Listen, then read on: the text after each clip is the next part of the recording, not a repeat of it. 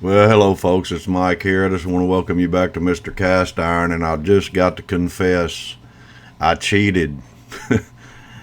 I cheated yesterday, and you can hear it in my voice.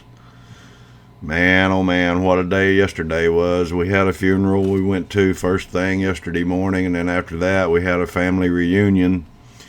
And I actually ate some food before I went to the reunion in hopes that I wouldn't cheat, but I cheated. And I'm paying the price for it today. Now, Teresa says it's probably just allergies, and in a sense, she's right, but not the type of allergies she's thinking of. It's actually what my problem is a food allergy. I did pretty good at first. I just ate some ham, which I don't know, it probably had brown sugar in it or something like that, but and I ate some deviled eggs, and it was probably made with mayonnaise that has soybean oil or something else in it. But anyway, I tried to do the best I could, and ate some deer sausage and stuff like that. Did pretty good. I didn't eat all the other breaded stuff and all the other vegetables and cooked and who knows what or whatever. But toward the end, I actually cheated real bad. Teresa had made some oatmeal raisin cookies, and it's an awesome recipe that we got from someone here in town. And she's made them quite regularly, and I used to eat them all the time. But I'd quit eating stuff like that, sweets and different things like that, breaded stuff. And but anyway, I told her, I said, I think I'm gonna have one of your cookies. So I got one of her cookies. I'll confess, I cheated.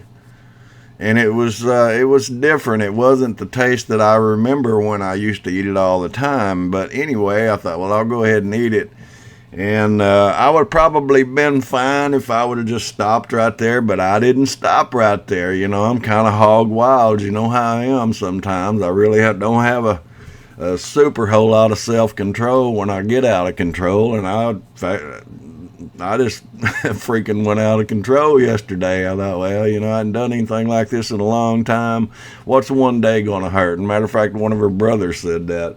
The other brother said, boy, you're going to pay for that tomorrow. And he was right. I'm paying for it today. Now, I didn't have upset stomach. I didn't have diarrhea or nothing like that. But anyway, getting back to the story, that cookie wasn't too bad. And I thought, well, I'm going to go up there and see what else is going on. They told me, well, all the different things was really good. So there was a bread pudding up there that was made with some kind of pumpkin spice or flavor or whatever. But anyway, it was actually pretty tasty, pretty good, but it wasn't good for me. And so, it'd have probably been all right if I'd stopped with the cookie and the pumpkin spice bread pudding, but I didn't stop there. Heck no, not Mike. No, not Mr. Cast Iron. I had to go hog wild and see what else was under some of those pieces of aluminum foil covered dishes.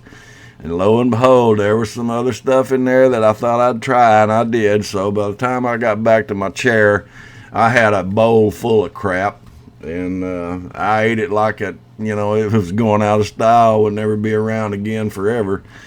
And I thought, well, that's okay. I don't feel too bad, and I didn't feel too bad all day yesterday until long about 8 o'clock or 9 o'clock. I started feeling something funny in my throat and in my head. I was getting this weird feeling, and I thought, man, this is starting to affect me, and I can tell it.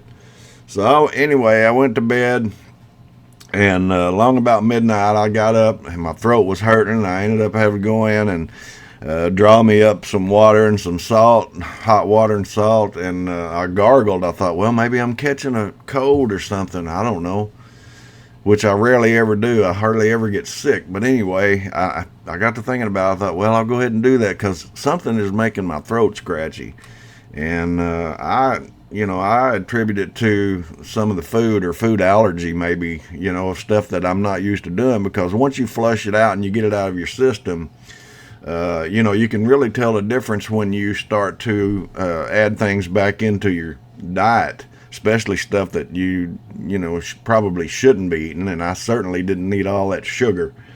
And talking about sugar, that's exactly what it did. I got up this morning, as I normally do. I weigh every morning to see what my weight's fluctuating, because when you eat food that's not on your normal diet, a lot of times your body will hold that and hold water and everything that'll make your weight go up a little bit. But anyway, mine did. My weight was up 3 pounds this morning, believe it or not. 3.7 pounds, matter of fact.